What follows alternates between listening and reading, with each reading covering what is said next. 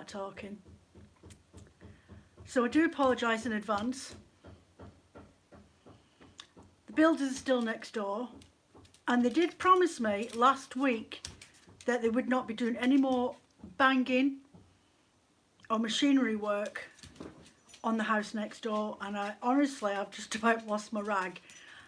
So if there's any loud noises, there's nothing I can do about it. They're right there on the other side of this flaming wall, and it's driving me crackers. I can't do any filming downstairs because it's constant.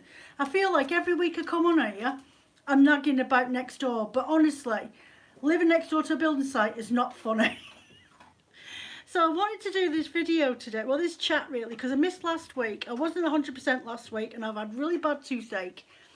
I've got a bit of an infection in my chin, so bear with me. If my words all come out a little bit funny, it's because I'm actually quite sore.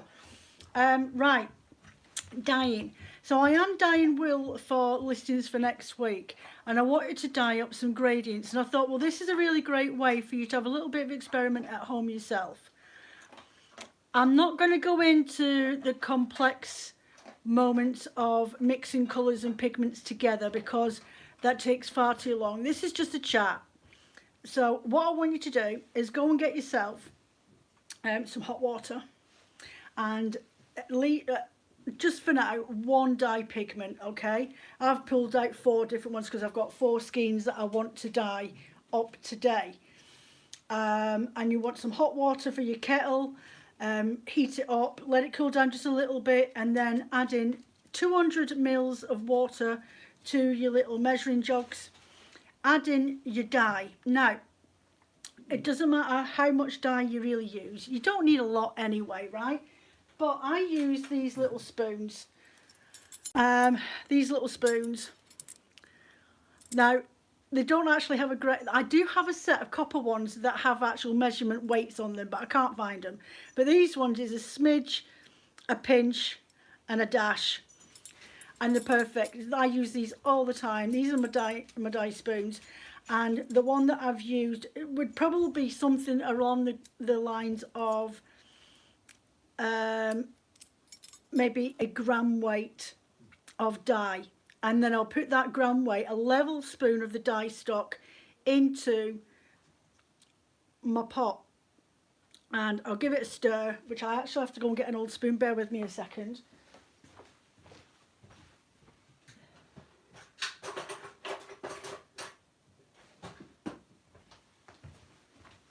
And then just give it a stir. Make sure it's all mixed up and the sediment, the crystals of the pigment don't just sit on the base. Also, you want a tray. Now, what I'm going to do today is a gradient. So a gradient of a colourway. And I thought it was a really good way to explain to you how to get different shades from, say, especially if you've got a limited supply, or if you want to make a roving or dye yarn that's got a colour fade in there. It's really quite simple.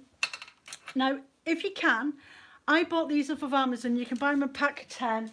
They weren't overly expensive, and they are disposable syringes, 20 mils, okay, just 20 mil syringes. They've got a little rubber end on them in there, and this is what I use for getting my ratios for my dye stocks, okay. So what I'm going to do first is I've got 3 different breeds here today, and I've got my citric acid, and there's probably about 30 grams of citric acid in there, and I'm just going to put it in the water there. I've got not even a centimetre's worth of water in the bottom of this, but it's going to be all soaked up when I put this wool in. So I'm doing a blended gradient, but I like to, when I'm dyeing up my wools, to get other wools or fibres that I want to blend with them to have the same colourway as well, so it just makes it look, I don't know, it means that when I'm adding in different fibres into it, then they're along the same colour thing. Okay, so this is actually a baby alpaca, kid mohair, and I'm trying to rack my brains now, and a mulberry silk in this, and it's had a good soak, and I'm going to put this in my tray on the side over here. So I'm just going to swizzle you around so you can sort of see. I've got jugs in the way at the moment. So I'm just putting that in first. And then I'm going to add in my wool. Now, I'm not going to put my wool straight up and down because I want a gradient colourway. So I want a dark, a medium going into a lighter version of it. So I'm going to put it, what's going on with this wool? I'm going to put it crosswise, starting from the top, and then just zigzag it all the way along. Now, if you want to use, you can do that technique of adding the extra fibre that you want to maybe blend with at a later date if you're using a drum card and you're dyeing up for the purpose of blending. You can do this with anything like Tencel, Llama Merino blends, those sort of things, so that it all sort of colour coordinates was the actual expression I was trying to look for. Hello, I'm a bit late. Hefty walk back from the shop. Hiya, Bridie. So yeah, zigzags across my tray. I will bring you down so you can have a look in a minute. And then I'm just going to let that sit in there. There we go. So my wool's all sat inside there. Now what I'm going to do, and I don't think I'm going to need all these colours on a second, all this water. So I just want 100 grams because I've got water in my tray already. 100 grams for pigment, I think, for the first one, and then those two darker. Right, so what I want to do is get my syringe. Now I'll just read through. I've got it all. I have little notes that I write. Saw your late internet down using John's phone. I'm surprised. I've just remembered I've not put on my blinking data neither. Nightmare internet at the moment. Hi, Errol, all here. Scotty's so funny in the background. Scotty's a nightmare. She's never seen this tripod up before, so she's curious as to what it is, and I might have to pop out and go and open up the back door for her in a minute. Right, so you want 20 ml syringes. You want 200 mils of warm water. You need the warm water to dissolve the dye pigments, okay? 200 mils dye stock. So for every 200 mils, you can actually dye 100 gram wool, okay? And then for 20, if you've got 10 grams of wool or 10 grams of fibre that you want to dye, you want a 20 mils dye stock. So you're looking at a 2% dye solution is what you're getting from that, okay? If you're using only 20 mils to 10, so it's like a 1-to-1 ish. So if I wanted 200 mils, all that stock solution, this just all of that one solid colour, okay? That's 200 ml dye stock solution. That's 100% of the colour, and it's going to be really quite strong. If I wanted a 15, a lot like a 70, call it a 75% of colour from that dye, then I would reduce the amount that I put in my syringe. I would put 20 mils in my syringe into 100 grams of water, okay, and that would give me a lighter version of the one coming straight out from there. So if I took out 20 mils of liquid from this dye stock and put it in to 100 mils of water, which would give me 120 mils of water, then I'm going to end up with a different colour, a lighter shade than what I had, but it's not going to be really, really light. Then if I went down and went and did a 10 mil solution, so take the solid dye stock that you've got here, take that out, do just 10 mils into another 100 grams of water, and then I would pour that in and mix it through, and then I'll end up with an even lighter shade than what I did from the first original, and vice versa. If I went down to 5 mils of dye stock solution, it's going to be really pale and it's going to really quite set in quite quickly. The more acid you put into your water, what it'll do is make your fibre strike really quickly, and you won't always get an even coverage of dye stock on your rovings. But sometimes that's quite nice to do that, and if that's what happens, that's what happens. Even I've been doing this as a hobby and as a business for 7 years, And you always have your fails, you always have your mistakes, but sometimes those mistakes actually turn out really quite well.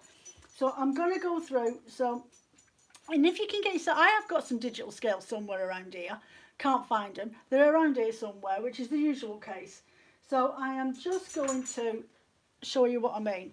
So I have got my water, and I'm going to put my syringe in this blue, and I'm going to go all the way up to 20 mils in my syringe, okay? And I'm going to pour it in this 100 grams, 100 mils of water, and it's not really that dark, okay? And then I'm going to do 10 mils of it here, and I'm going to pour some of it out. I don't want a lot of the colour, I don't need a lot, there's about 100. I'm going to pour that into there, and that's even lighter. And then I'm going to pour, now I've got 200 mils in this one, so if I had 100 mils of water in that little tub, then I would only need 5 mils, but because it's still 200 mils in here, I'm going to use 10 mils, which will still give me the really light transparency that I'm looking for. So there's my 20 mils. That looks more clear. And then from this one, in comparison to the one that would have the equivalent of 10%, is a lot lighter. So I'm just going to put my flame on. I've put my citric acid in already. So I'm just going to put the flame on and start warming this through. It shouldn't take too long. Dogs, will you go lie down? It's like having kids in the house. The minute you start getting your attention to somebody else, they all want to know. Okay, so I'm just going to pop you over here.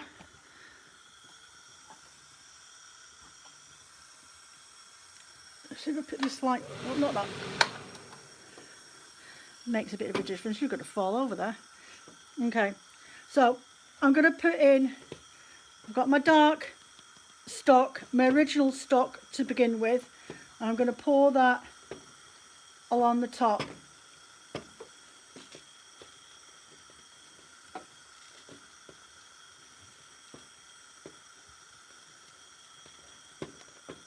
Then I'm going to get my 20% stock solution in the 100 mils. I'm going to put that along there. Then I'm going to get, where's the lighter one? It's this one here, isn't it? This one next, which is the 10 ml stock solution. And then this is the equivalent of the 5 ml stock solution. So I'm just putting that in there, and I'm going to quickly just get my tongs. If there's any questions, I'll answer them in 2 takes, because I need to make sure.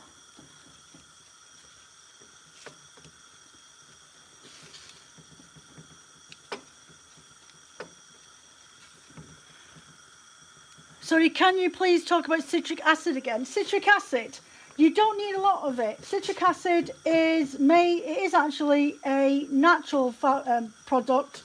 It is just lemons. If you never had any citric acid or white vinegar at home, you can. I have used lemons in the past to do the same job. Fresh squeezed lemons or lemon jiff I have used in the past. I'm just trying to get this dye to go down a little bit. Citric acid is just a crystallized version of lemons. You can use it in baking sodas, not baking soda, as a cleaning product. You can use it in making soap, but like the bubble bombs and stuff like that. How much citric acid to the bath? 20 grams. 20 grams for every 100 grams of wool is a general rule. To be fair, if this water completely clears in this dye bath in a minute and I'm left with a little bit in the bottom, I very rarely top it up, because 20 grams is still quite a lot and you end up with an acidic water, especially if I'm using my big pots. I'll put in quantity for a tray of yarn, the exact same 20 grams. You don't think of this as being a completely different fibre to work with. Woven in yarns, the exact same technique applies. 20 grams of citric acid, a dye stock of your 200 mils to the same weight of, say, a gram of dye. Just for talk's sake, a gram of dye to 200 mils of warm water.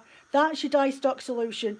If you want to create a gradient fade of that, then divide that by 4. So you could literally take 20 mils of liquid out of your 200 grams, would take you down to 180, and then take 15 mils of that again out of there into some other liquid, and then take out your 5, and then what you've got left in here, use that on top, and then you've got a solid base stock which is 100% of the colour saturation that you want, and then you're going down to 75%, then 50%, and then a 25% solution by dividing it up into those little syringes. So literally if you use this, you've got your 20 mil, your 15 mil, your 10 mil, and then your 5 mil. So for every quarter, you're getting a quarter differentiation in your colour gradient if you want to do it like that. I'm just looking, so I've got a really bold blue, and then it goes more into a sky coloured green. I'm not going overly mad on it. I don't mind at the moment if I haven't completely saturated all the colour in the roving, because I'm only blending it afterwards anyway. So yeah, it's exact same rules apply. Doesn't matter whether it's a roving or if it's hand dyed yarns. It's exact same weights, exact same measurements, exact same technique. You can do speckling on roving if you wanted to as well, like you would do on yarns, but with that you'll get more splodges, and unless you're actually going to spin the roving with the speckle effect on it, there's no real point doing it if you're using it for just blending. So this is practically done. I'm just going to pull this forward a little bit so the heat can get to the back of it.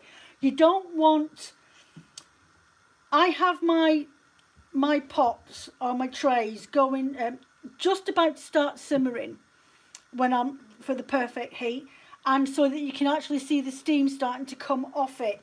I don't overcook, because if this, this wool that I'm using now is the Chilean wool, and it's actually quite fine. It's the same micron count as the highest version of the merino. So, pardon me. It is roughly about a 25 to 26 micron count, this wool. So I don't want my bath to be too hot. You can do that. You don't. I'm only doing it in this tray just for demonstration purposes, saying that if I want to grade it, this is how I do it anyway, majority of the time, because I've got more control over it. I can do the exact same method applied in a big pot. A stainless steel big pot, do the exact same thing, but what I always tend to do is have my wool that's been soaked in the sink, put it to one side in a tray at the side of where I'm working, and then have my dye pot there, or my big pot. And then if I want to do a gradient with my big pot, I can literally just pull out the weight that I need and plop it in, and then once it's saturated, I lift it up and have another pot on the other side, and then I lift it over, add in the next grade down on my solution of dye stock, like my one that's not as strongly pigmented. I'll add that in, and then I will put in the next bit of the roving into the giant big pot and let that saturate through, and then I'll repeat it until I've got no more wool left, and that's it. But I just find this version is a lot easier, and this is how I would do it if I was dyeing this on a yarn.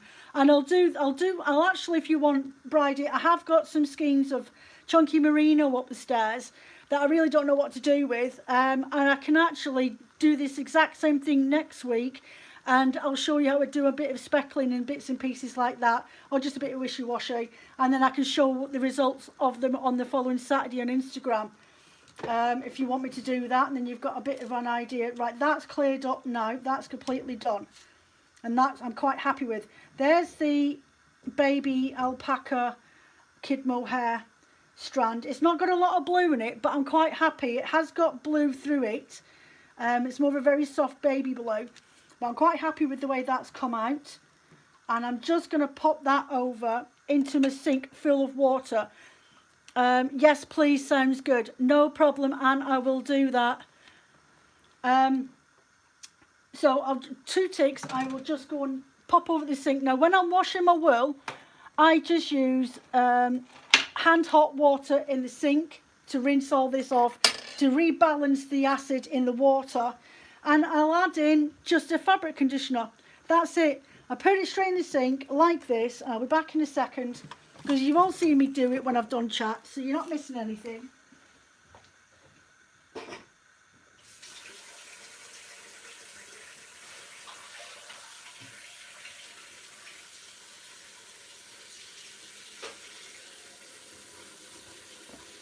Now I've still got water left in this, and it's still got acid water in it. So I generally, as a rule, don't top that up with any more citric acid. I'm quite happy with that. So what I'll do is get my next piece of wool that I want to dye up. So this is another slice of baby mohair and kid mohair. No, mohair, alpaca and merino, mulberry silk blend. And I'm going to do the exact same things I did to start with, and then just layer on my wool, my roving in a zigzag fashion all the way down till I fill the tray, because as I say, it's a gradient look that I'm looking for. There we go. And again, like that. And I don't need to worry about topping up my water table because it's going to be full of water in a minute. Okay, so next we're on to the purple one that I've got over here, and I'm just going to pour this water out that I had a moment ago, and I'm going to use it. So I've got 150 mils in that one, 150 mils in this one, and then this one, there's a label on it. So if you're looking for little measuring jugs, I get them from World of Wool. They're about, I think, about £1 or something each or thereabouts. So that's me got my 3 jugs each. I know my tap's running, I know it is. The plug wasn't pushed in properly.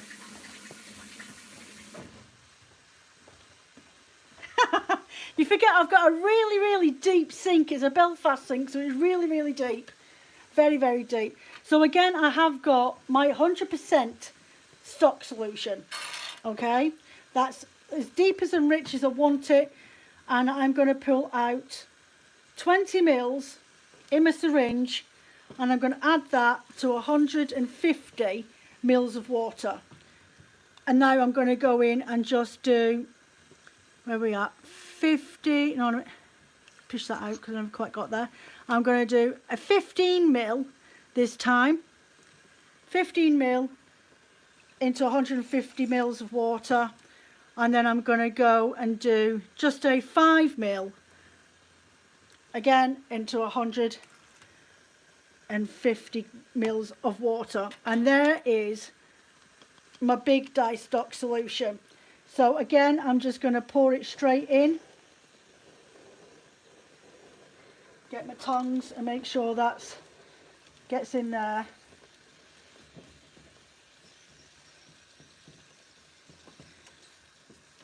I think just getting your stock solutions just how you understand them before you start messing around with the colours that you've got in your stash. So this one was the next one, wasn't it? This one. There we go. Pour that in. That's the 15 ml solution. And then I'm going to pour in the 10 ml solution. And I'm just going to get them squished in first before they saturate too quickly. And as I say, you've seen I've not put any more citric acid into this dye bath, and it is setting. I've got some liquid in there, just push that up a little bit because it's all faded anyway, and then a little bit more in there, and then this is my smaller amount, and I'm just gonna push that in there. That's my 5 ml solution right in the very bottom.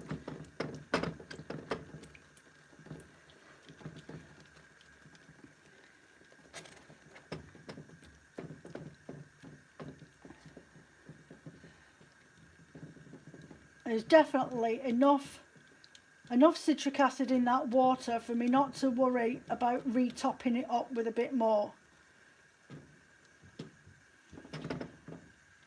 There we go. So I'm just going to give that a few minutes, and you can see the darkness from that purple up the top there fading all the way down to this almost white in here.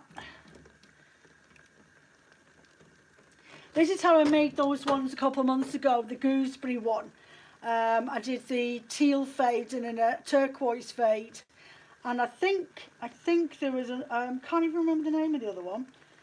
Oh, I think it was a yellow fade, but I might have called it lemon drizzle. But that's how I do my fades. I literally start off with a darker dye stock, the solid one that I wanted to start with, and then divvy up all the way through into different proportions and milliliters. So it's literally these little syringes have got your numbers on the side, and you can just literally stick them in it. If you use lots of different colours, stick it into fresh water and clean them out. If you want to use different colours throughout, make start with a black and then put a neon in there if you want a bit more control over your dye pot. Especially if you want to start using jam jars or coffee jars and make up a stock solution that you want to stick with. If you want to make repeated patterns, especially for, that's what a lot of people that do that are always making doing hand dyed yarns and sell them for a living, is they'll make up a big batch of a stock solution and use the exact same weight for each one of them, so they've got their baseline colour, and then if they want to make it lighter or mix and match with it, then they'll take out a certain proportion and then dilute that through from that dye stock. A good one to go and watch if you don't want to watch me for dyeing yarn. She's really good at explaining stuff, and it's Essential Autumn. Give her a look up on YouTube. She's really good. I like sitting and watching hers, and sometimes I'll see something that she's done with a yarn colour wise, and I'm like, oh, and I'll go off and do it for the roving. So I get inspired with people like her when I've just at that stalwart phase and I'm like, I don't know what to do. So yeah, go and give her Essential Autumn, or Essence of Autumn. I think actually it's Essence of Autumn. She's really good, lovely lady. She does a lot of pattern dyed yarns for knitwear designers for them to do samples on. She'll collaborate with them, or she'll do stuff herself. I just peel that down and lit this side now. So my settings, I've got a wok ring in the middle of here, so it's a really big ring from what I would normally get. That's it, Essence of Autumn. So it gets a really decent heat in it, but you can see my fibre is moving a little bit. I can't get it any lower than that, but that's at a heat where I'm quite happy with it. It's not bubbling, it's just below simmering. It's not doing a boil. So I'm just waiting for this heat to strike in. And then what I'm going to do is give these a quick rinse, and then I've got a fluorescent pink that I'm going to work with next.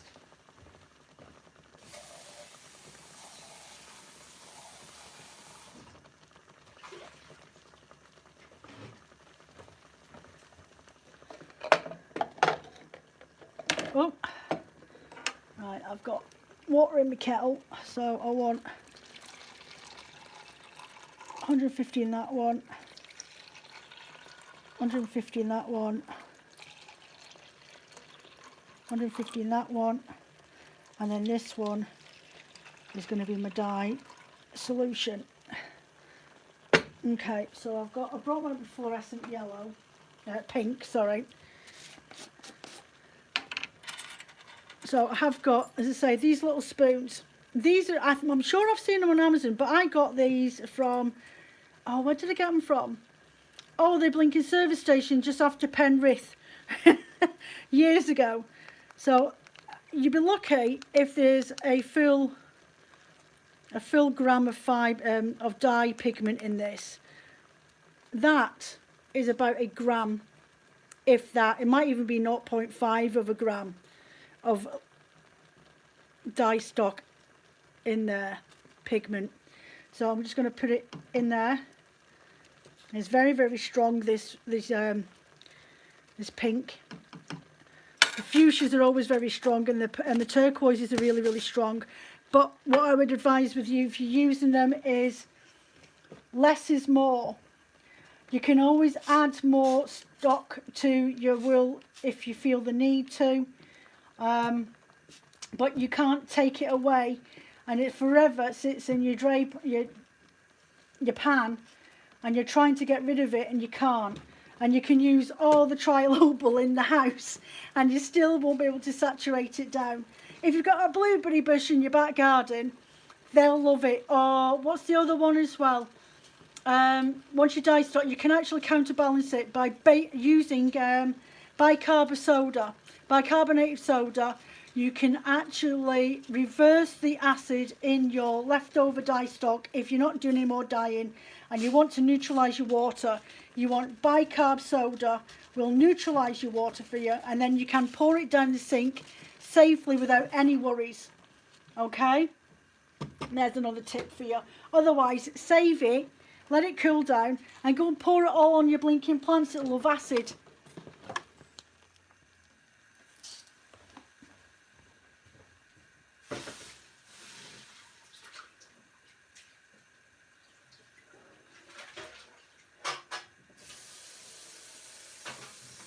So I'm just filling up my tray now with some fresh water because I've just run out. I have to get rid of that purpley tone. I'll bring this over. Stick that on there. And again, I need some citric acid. So approximately 20 grams per 100 grams of fibre. But you've seen just from one tray, I managed to dye up 200. But you'll learn and you'll find out for yourself exactly what it is that you want to do. If you want the dye to strike the wool really quickly, then just add more. So did the dye powder for the stock solution go into the 150 mils of water?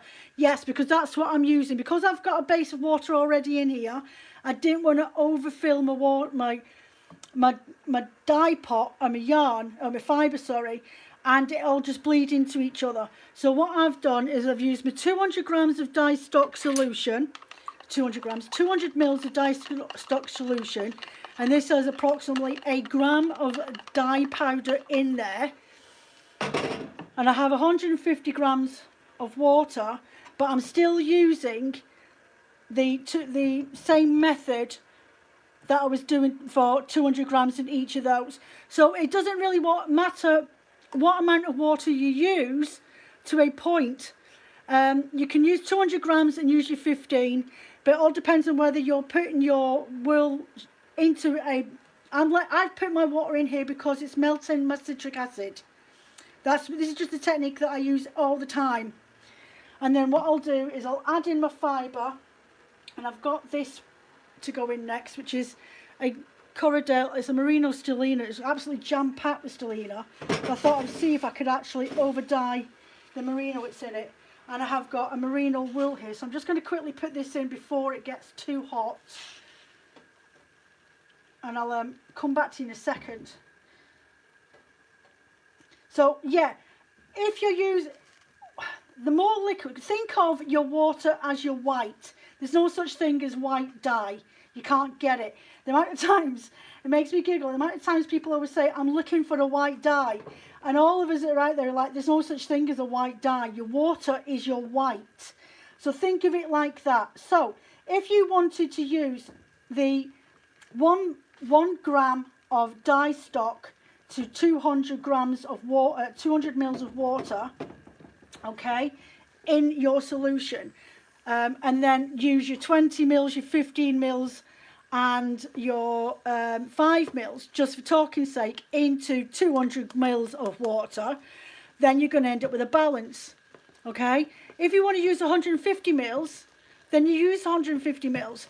But what you're doing is that dye, in comparison to the 200 mils that you've added in, will end up becoming, this one will come a bit more stronger in colour in comparison to the 200 mils, because the water will dilute it down a little bit more. I mean, for the sake of 50 mils, but sometimes it can make all the difference. Just remember, when you're first starting, just take some notes in case you decide you want to repeat it. So if you've done your 200 ml stock solution with your 1 gram of dye, but then you want to use 200 mils of liquid with a 20 ml, 15 ml and a 10 ml dye stock solution poured into your plain white water, then that's fine, but make note of it. If you just want to use 150 mils of water with your dye stock solution poured into it, then keep a mental note of that. Because, I mean, I roughly stick around about 150 mils because that's what I'm used to working with, because I always start with a base of water in the bottom,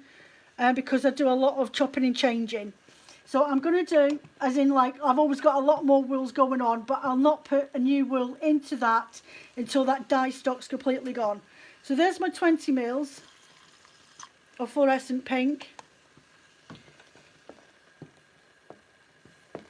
There's my 10 mils of fluorescent pink, all gone into 150 mils of water, and then my 5 mils into 150 mils of water. And then what I'll end up leaving with is about 150-ish of the base dye stock solution. So again, I'm going to pour it in the top. Okay, get my tongs, give it a squish, make sure it's got in there. Okay, and then I'm going to go, there's my 20 mils of dye stock solution.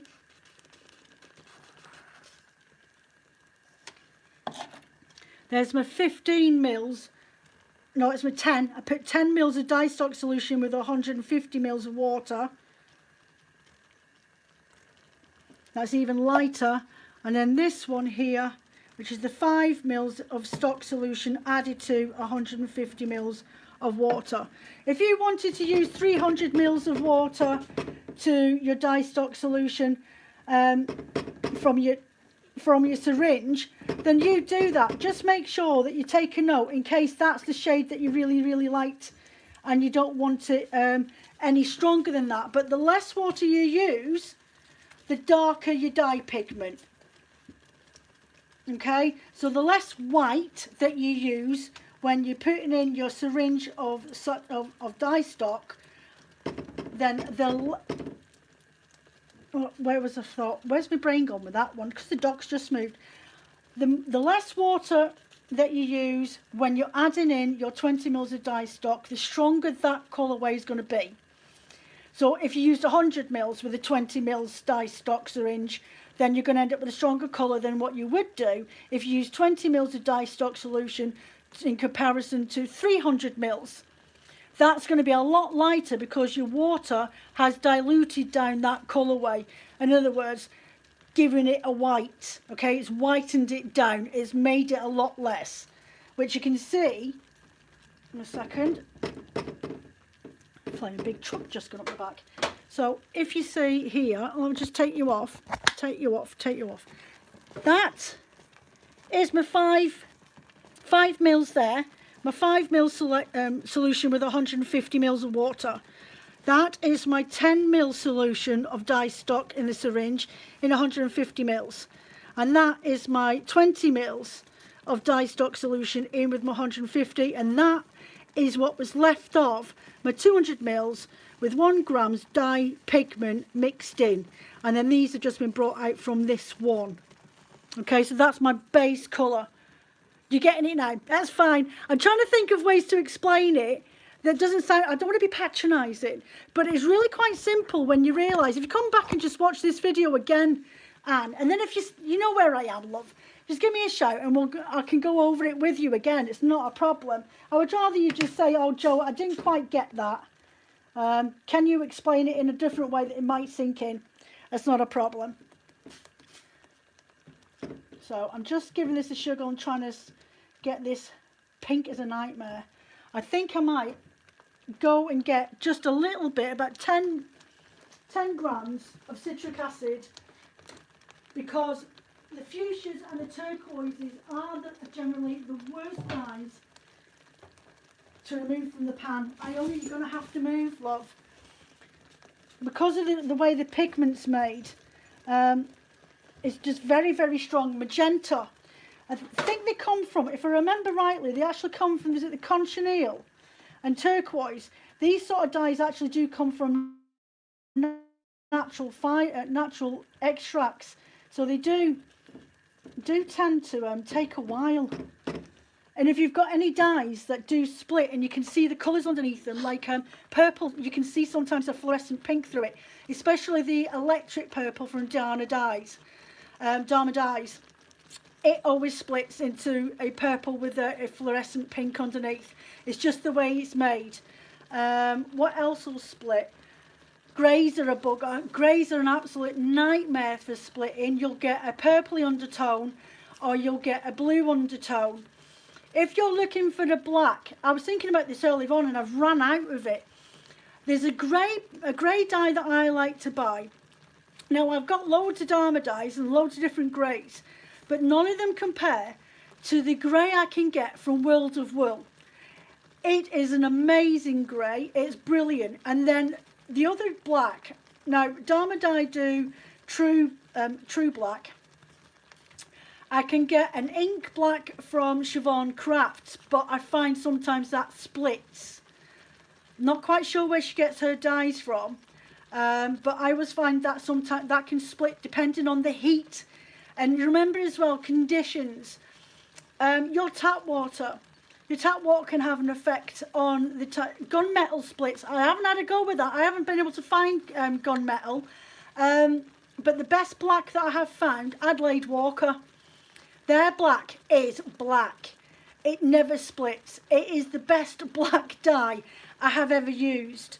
Yeah, Adelaide Walker. They've got a really basic range of dyes. They do the Ashford dyes as well, but they have their own range. I love their violet, which is the purple I used earlier on. I like their purple, looks really plummy. It's a pigment, but as a colour it's really, really lush. And I like their black. And their brown doesn't split neither. So yeah, and the olive. I can't for the life of me find an olive the same colour as Adelaide Walker's. And I've used them all and I've still got bits and pieces around. I've got dyes that I've had since I first started doing this professionally. And I've just used up nearly used up all of my landscape dyes. But yeah, sometimes it can just be down to potluck. Sometimes it can be down to your water mix. Where can you find neon colours? Dharma Dyes do neon colours, Mary. I have got a few. Fluorescent fuchsia and hold a minute, I've got. You lot can get Dharma Dyes cheaper in the States than they are here in the UK. What you guys pay for in your money, we pay for the exact same in British money. So it works out more expensive. So what have I got here? One minute. I have, where has it gone? The pink one. There it is. Right. Dharma Dye Fluorescent Fuchsia. 406 is the code number for that one. Dye lot DM16. I get mine from a lady in Birmingham. You can get fluorescent yellow from them. And what's the green? The purple pop is their fluorescent purple. And that's like, that does split. Does get the fluorescent pink underneath it, but it's really nice. You can't get a fluorescent orange. There's just no such colour. Can't get fluorescent orange at all. But there is a orange that's really, really quite loud and proud, and I can't think of the name of it. But just get in touch with your Adelaide Walker do fantastic neons. Do they really? I never knew that they did. They must have just started doing the neons then, because I was on there the other week there and never spotted any neons at all. I've only ever bought their basic colours, but I haven't used them for a while, ordering wise, because I think they've just got far too expensive. Who else? What else? You've got turquoise. The Caribbean blue is a proper turquoise. I'm not sure if it is light reflective. I'd have to find out, but I think it's supposed to be light reflective, Caribbean blue. That's Dharma Dye as well. I usually just buy my neon dyes from Siobhan, down in Warrington at my mum and dad's town. I like supporting other crafters if I can, and that's where I used to buy them before I started using Dharma Dyes. Dharma Dyes I won't change back now. But But yeah, it's these Dharma dyes, the normal ones. What's the name of the fluorescent green? I can't think what it is. I'll have a look in a minute. But that's that done now. So look, you've got that pink there, and then it goes into those pinks, and then it goes into this really soft ballerina.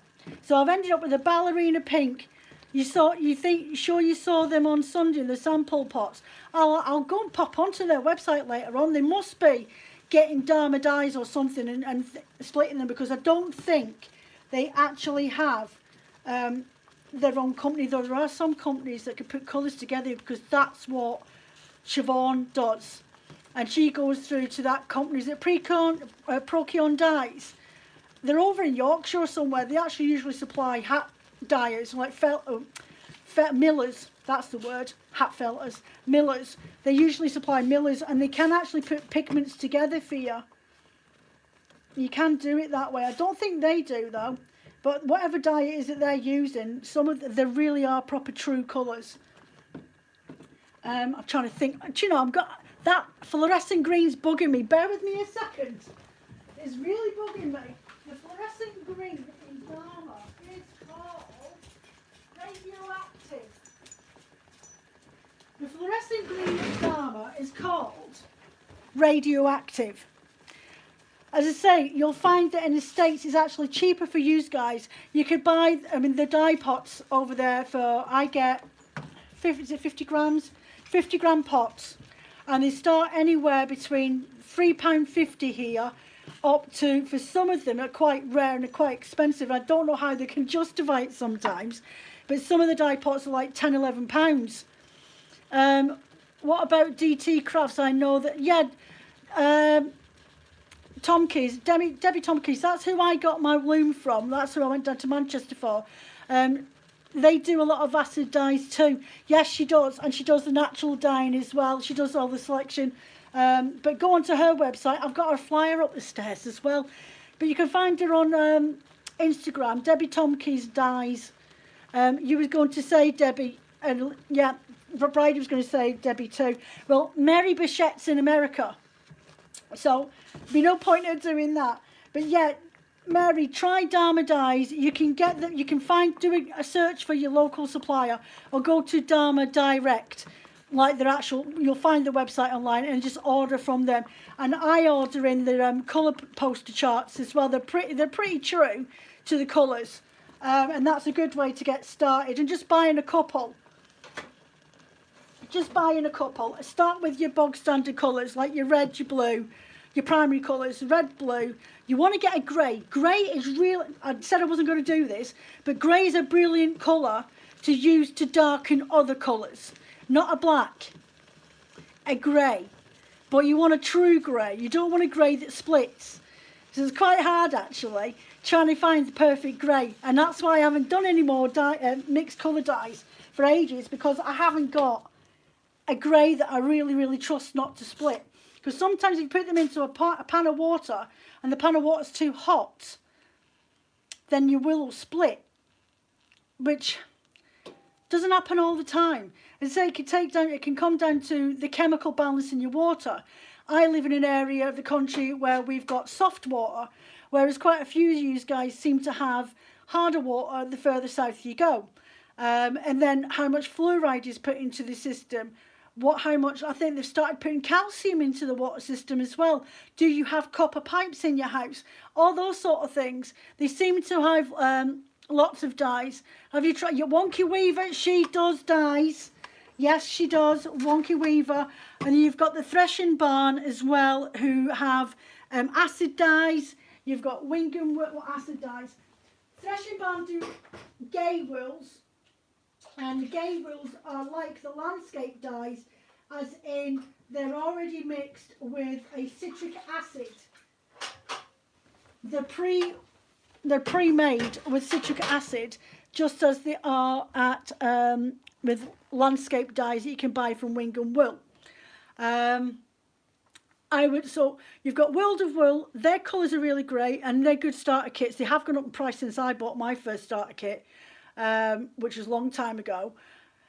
So you can get the basic colours from them. They're not overly expensive. You get the little pots, you actually get a lot in them. You think 10 grams isn't going to be a lot, as in a pigment.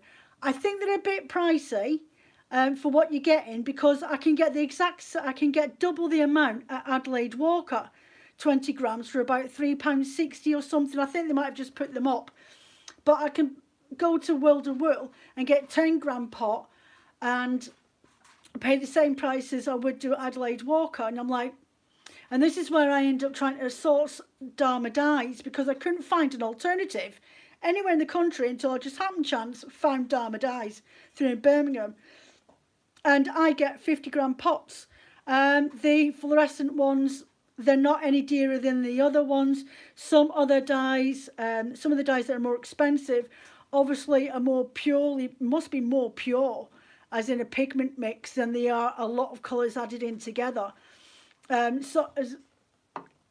do two different blacks. They do a true black and an ink black. I prefer the true black. Another one to go and have a look at, who I learned from, who I picked up some skills off of dyeing with, was Nicole Frost. Colourcraft in Sheffield. Colourcraft, yes, they do. They're a bit of a nightmare. I won't use Colourcraft, and I'll tell you why. Because you've got to phone up and place your order. And I don't find that very convenient. Actually, I've got to write it all down. The pricing in the way that they've got the whole system, I find quite awkward. And I don't think it's customer friendly. And I think they've done that on purpose, so that people like you and me are put off by going on there, and that they only want professionals. Their website is not user-friendly at all, Colourcraft. And that's what, as well, spelt with a K, Colourcraft have now taken over Landscape Dyes. It was somebody messaged me the other day, asking me for some help about dyeing locks and what dyes to get. And she said about Colourcraft, I says, Landscape Dyes not done by Colourcraft. And I went on to Wing and Wool, and lo and behold, they're changing the name over to Colourcraft in K's, not C's. So I don't know what's going on with them. I'm trying to think who else. Yeah, you've got Gay Wool Dyes at the Threshing Barn. You've got not Weft Blown, I'm lying. What about John Arbon? John Arbor, doesn't he do dyes on his website? I've never used his website. There's something about that man, because whenever he pops onto any of the Facebook pages and gives somebody advice, I find him quite abrupt, so it puts me off using him. Yeah, you've got Colourcraft, you've got Procyon dyes, you've got Procyon. You find them, you will find if you do a search for them, you will find them, and they do the colour. That's where I get my coloured dyes from, for doing plant-based dyeing, and silks. Those silks you can do in acid dye, which I've just done a load outside. So hold on a minute. You see, that suits me like telephone or direct conversation. Yeah, but then you're a business, so I'm a business too, but I don't want to be messing around with people on the phone, sounding like I haven't got a clue, and then asking them how much something is every 5 seconds. I want to see it in front of me on the website, you see. So there, on a minute, let me see. Can I turn it around? So there are those rovings dyed up in the sink. So you look at that. You've got the fade going up all the way in on that blue, and the same on the purple there, if I can just find it. So the fade on the purple there, out, and then the pink. So that's literally, I've just got comfort in there. And then once I've finished with that, I'll give it a hand squeeze, because the fabric conditioner is actually acting as a neutralizer and bringing the pH balance back on the wool. And then it'll go into this spin dryer. That's where all my jumpers are. I need to take it out and stick it out on the line. My voice is starting to go again, girls. On a sec. I need to grab this anyway and stick it on the horsey. But I've been dyeing some Tussar silks and stuff, and this is another one that I'll do with you one day. Pearl fibre, Tussar silk, and bamboo staple. So there's a Tussar silk. That's a Tussar silk been dyed. That is pearl fibre been dyed. That is more silk, more silk, more silk and pearl fibre and grey, and this gorgeous kangaroo paw colour, and I've done it in these bamboo as well. This takes a little bit more time to do, but it's definitely worthwhile. I mean, you never get it completely saturated, but for using them for adding in your blends, I mean, that's bamboo. You wouldn't think you could, it's a bit of a bugger to dye, but you can do them with acid dyes. It's just the technique to doing it, and it literally involves soaking it for a couple of days in a pot with some washing up liquid, and it literally acts like, God, let me jumper. So my jumper's just been washed. I'm dead pleased. My jumper.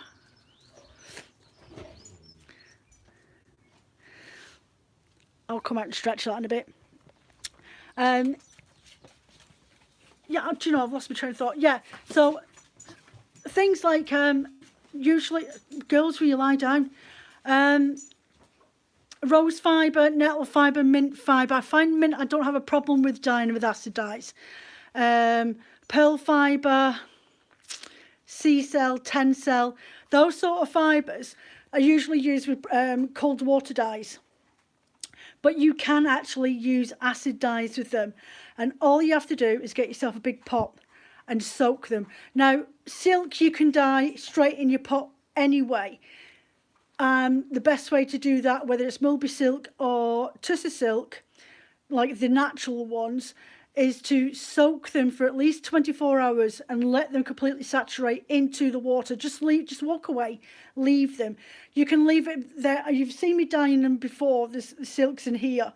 You can put them in a jar and bain-marie steam cook them until all the dye stock's evaporated in your jar. I've done that before, and I do have a video on here of doing that. Not last year, the year before. I have done a couple of examples of doing that and how to do it and saturating it and soaking the silks and everything else in the different fibres. Though with that, I find that I don't get a really good, strong, true colour. This technique that I do with them is I literally just get my big pot. I fill it with warm water. I add all the plant-based or silk fibres into the water in the pot and leave it there, and I'll add in some washing up liquid, or in America you call it Synthropol. Add that and it acts like a key to the structure. You like my jumper? Well done for finishing it. I know, I'm dead chuffed to myself. I put it on last night, the arm's a little bit tight. I'm like, it's all right, once it's been washed it'll relax. So yeah, I'll leave it in my big pot and leave them to soak. And I think I left them to soak. When did I put them in? Saturday. No, Sunday. Sunday I put them in the pot and I dyed them up yesterday. And they took to the dye brilliantly. So yeah, that's what I do. I leave it for a couple of days, 48 hours in a pot with a little bit of washing up liquid. And it adheres itself to these plant-based fibres that have got no little nodes on the staple or the fibre lengths, and they've got nothing to cling onto, so the dye hasn't got anything to cling on. So what actually happens is the Synthropol, or the washing up liquid, the chemical that's in there helps the dye actually stick to that structure.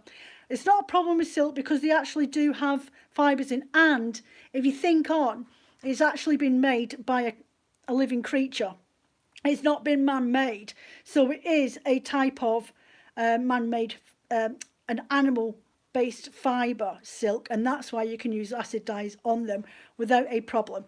If you don't want to do them, if you want to do them with your dye pots as is, soak them in the sink or soak them for at least 24 hours. The longer you leave it to soak, the more saturated that fibre will be. You can throw them in the sink when you're putting the half an hour soak for your rovers that you're going to dye, but what you'll find is that you're not going to get a true saturation. You're going to get blotching and naturalness coming through on the silks. The best solution is to leave it for as long as you can. Just leave it in a bowl overnight and do it the next day. Or if you know you're going to be dyeing tomorrow, put your silk in a bowl tonight, a little bit of washing up liquid, and genuinely it will help. Do an experiment. Do 2 bowls if you've got any silk at home.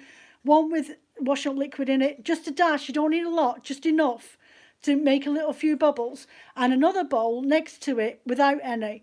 Leave them overnight and dye them both, and see yourself how much of the pigment sticks to either one of them in the same dye tray or the dyeing pot, and you will notice there is a difference. Anyway, I've been on here 60 minutes and my throat's killing me. I need to go before I completely lose it. And my glasses keep falling down my face as well. Right, I'm off. Hopefully I haven't lost my voice before Saturday. I'll see you on Saturday afternoon, roughly about 12, half 12, depending on what I've got going. Bike clubs have all been blended up, so I'm posting them out tomorrow. And I think that's about it. Take care of yourselves. Thank you very much. I hope you found what I did today is useful. I like teaching, but sometimes it just takes one person to explain it better. But I've given you other ideas for other people to go and have a look at. Maybe they can explain it differently. That might slink in if you don't get it. Take care of yourselves, and I will see you next week, if not this weekend. Bye now.